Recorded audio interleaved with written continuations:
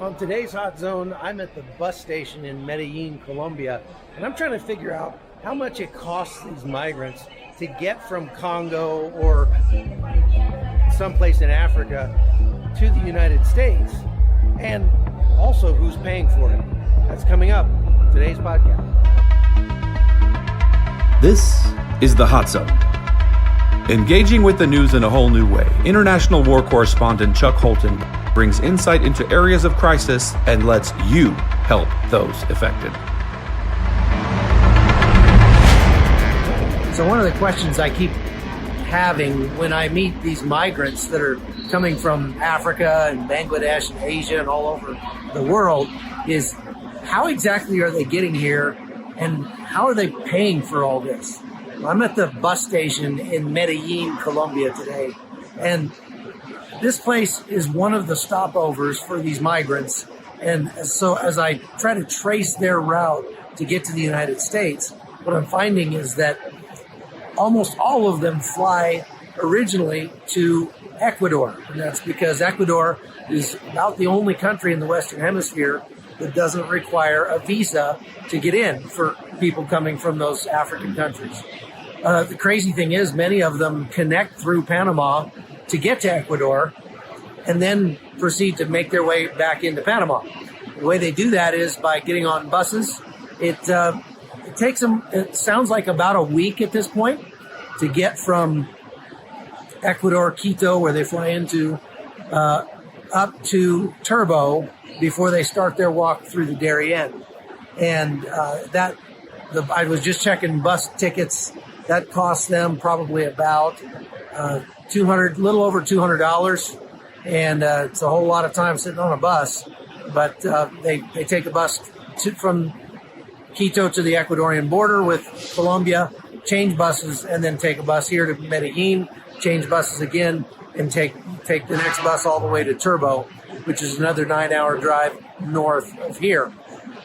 Like I say, all of that is about $200. And I would imagine that they probably sleep on the bus so they don't have to spend a lot on hotels. If they do, there are very inexpensive hotels for $10 a night or less that can be found just about anywhere in Colombia.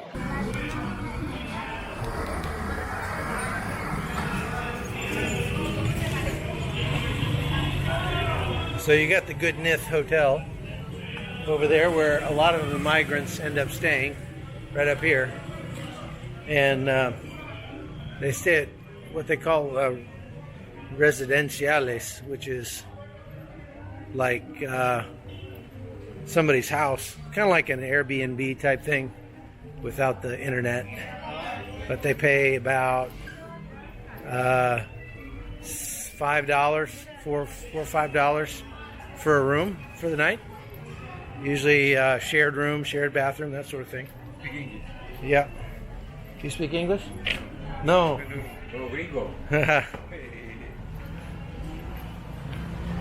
And it's obviously not the greatest neighborhood. There's strip joints and stuff kind of scattered around. This is the downtown area of Turbo. It's not much to write home about, that's for sure.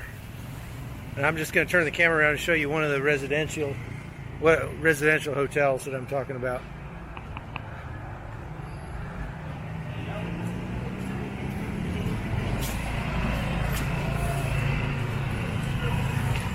You can see there, that's what we're talking about, not much.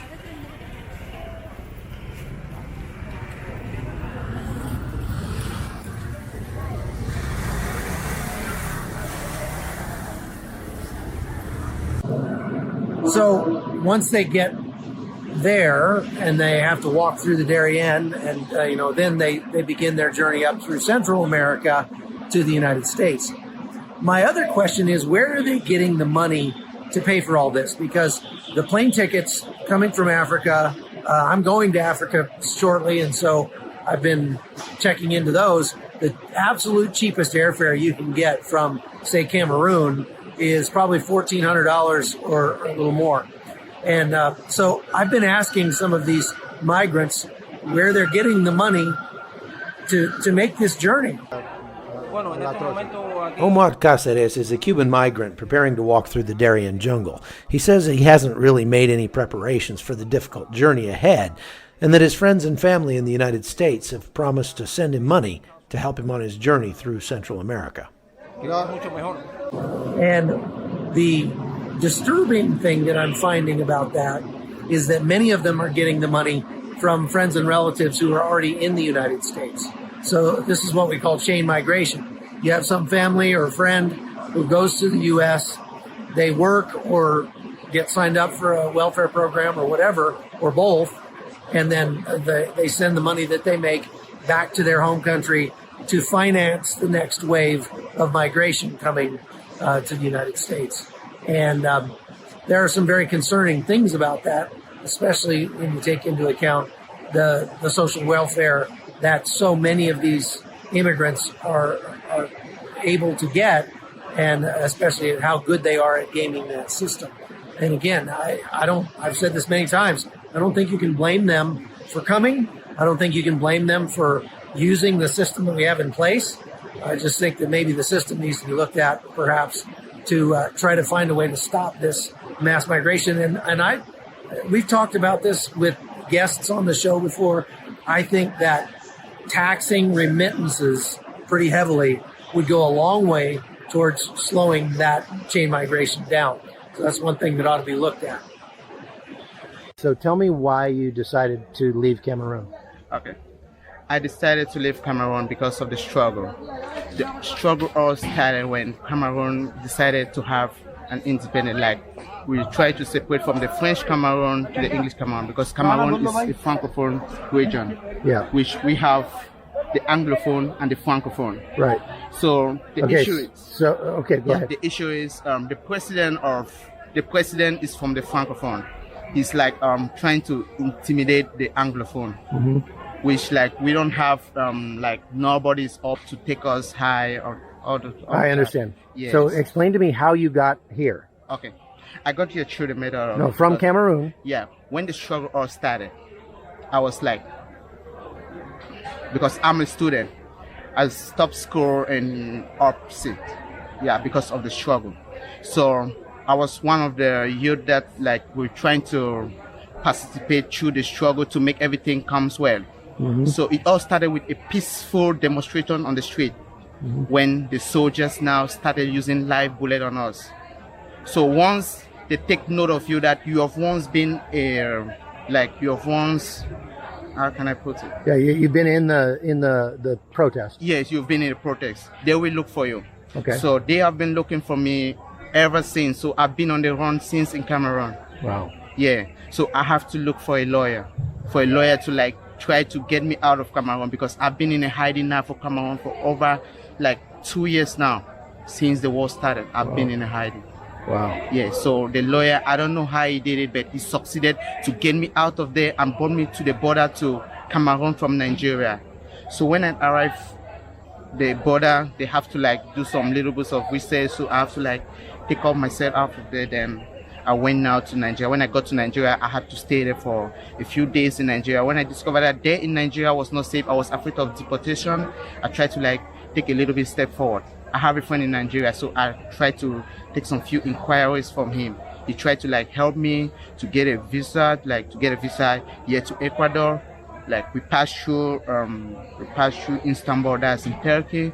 Then we stopped at Panama. Then now we came to Ecuador. So we are trying to walk now back to Panama. From Panama, that's how we go to enter America, which that would be more safe for us. Into the United States. Into the United States. And what do you expect this journey will be like? I don't know. I heard it's a tough run, but I don't know. We just pray God to guide us through. There's so many migrants that have showed up today that they're having to get more boats to put them in. This is something they're saying they're seeing more and more, is that many of the migrants here are not from Cuba. They're not from Latin America. They're from Africa, Bangladesh, all over the world. And many of them have only been on the road for a few days because they actually flew to Ecuador, and then they've taken buses from there up to right here in Turbo, Colombia, from here, they take this boat behind me about 2 hours off that direction, and they go to a place called Capragana, and from there they start to walk. And it could be 6 or 8 days in the jungle, especially if they get lost or whatever. They've got a hard road ahead. One of the things that I find curious about this whole migration issue, especially the people who are walking through the Darien jungle to get to the United States, is that we see so few Venezuelans doing that. The vast majority of the people that are walking through the jungle are either Cuban, I think about 40%, or from somewhere else around the world, overseas, Africa, Asia, what have you. But we see very, very few Venezuelans walking through the Darien Gap, and I'm not really sure why that is. If I had to guess, I would say it's because the first country that most of them come to when they leave Venezuela is here in Colombia, and Colombia actually treats them pretty well. By some estimates, they've got more than 1.4 million Venezuelans in Colombia today, and probably more than that. But you see them on every street corner. You see them out selling things, washing windows, begging, whatever they can do to try to make a little money. And I don't think they're allowed to actually get a work permit, but what they do is they just kind of go full capitalist and, find something to sell or whatever. But it's actually a pretty nice place to live here. And it makes me wonder why more of the Africans and other people who are coming over here don't decide to just stay in Ecuador or Brazil or Colombia or one of the many countries that they have to cross to get to the United States. I mean, I get it. The U.S. is one of the best places to live in the world, but it's not the only nice place to live in the world. There are lots of places around the world that are safer than Cameroon, for Pete's sake, and you could go and live there and have a very nice life. It's a lot less expensive than the United States. The taxes are lower, et cetera, et cetera. So there could be a great argument to be made for these people just staying in one of the countries that they get to first. And I think that's why it's important that the Trump administration is pursuing this safe third country agreement with Mexico, and also one with Guatemala. And I think they ought to go ahead and extend that to Ecuador and Colombia and every other country. I mean, Ecuador is one of the places where a lot of Americans are going to retire. It's a very nice place to live.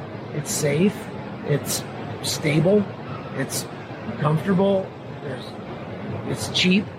So it's not like Ecuador is a war-torn country, but I think they just make it very hard for people to work and make a living there, and that's got to have something to do with it. So, in the United States, it's not legal for somebody to work if they are an illegal alien. They can't get a work permit, but yet they do, and they do here as well. They work doing all sorts of things. And so it just seems like there's got to be a more holistic approach at this issue, and trying to make it easier and indeed more inviting for people that feel like they need to leave their home country because of the violence to stay somewhere else besides the United States. This guy behind me is standing out here in the road where it's kind of washed out and is fixing potholes, and that's one way they make a little money. They fix potholes and then they stand there and ask for donations to fix the road, which, if you ask me, is a really good idea, especially out here. So I'm staying at this hotel in downtown Medellin, and it has a casino attached to it. So when I checked in, they gave me like $20 to go play at the casino, which I hate doing. Not only is it boring, but it's a total waste of money. But if it's somebody else's money, then what the heck? So I went in and I won about $5. I got about $5 ahead of the house. And if there's anything I learned growing up in Carson City, Nevada, in a state where gambling was legal, it's that if you ever get ahead of the house, cash in your chips. So I did. And now I'm going to take that money, my ill-gotten gains, and I'm going to go find some homeless guy and give it to him, because that sounds like a good rule, right? If God gives you money for free that you didn't earn, you go give it to somebody who needs it more than you do. So that's what I'm doing. There we go. That's exactly what I was looking for. Hola. Okay.